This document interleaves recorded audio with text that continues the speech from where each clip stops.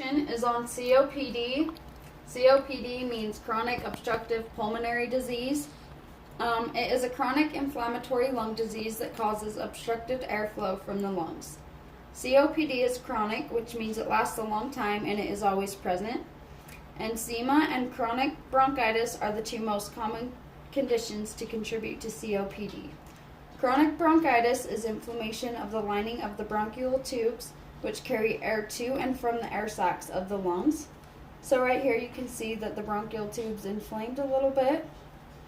Emphysema is a condition in which the alveoli at the end of the smallest air passages of the lungs are destroyed as a result of damaging exposure to cigarette smoke and other irritating gases and particulate matter.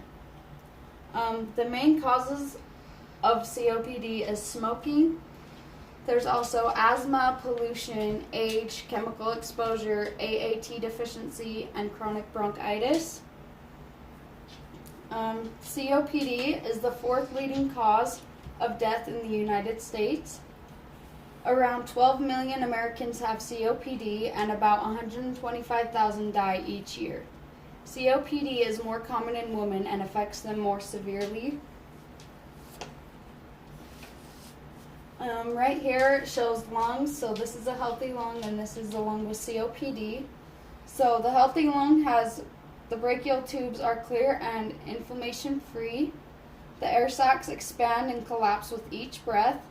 Oxygen moves through the air sac walls into the blood, and carbon dioxide moves into the air sacs to be exhaled.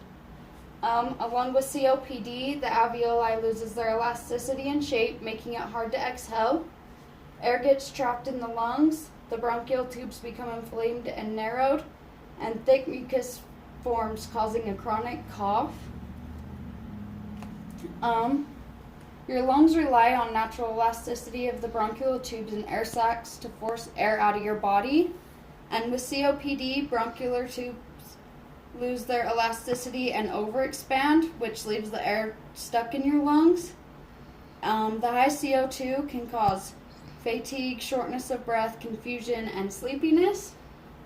My grandpa had it, and it made him like he was intoxicated because he was so confused and didn't know what was going on. If a patient has the symptoms of COPD, there are many different tests that can be taken to diagnose it.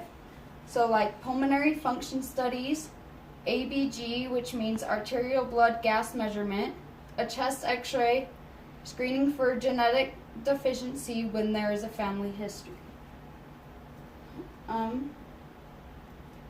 A pulmonologist specializes in COPD, and it is incurable, but with the right treatment you can enjoy life for many years. So medications such as pulmonary therapy, if you stop smoking, BiPAP machine, which you wear at night, bronchodilators and inhalers. And then what as CNAs can we do? You can raise the head of the bed because it helps them breathe easier, or if they kind of hunch over forward, that helps them. If you encourage them to drink a lot of fluids, if the doctor hasn't placed any restrictions, provide them with frequent oral care to keep them comfortable and reduce the number of germs that are present in the mouth, and check on them often and monitor their breathing.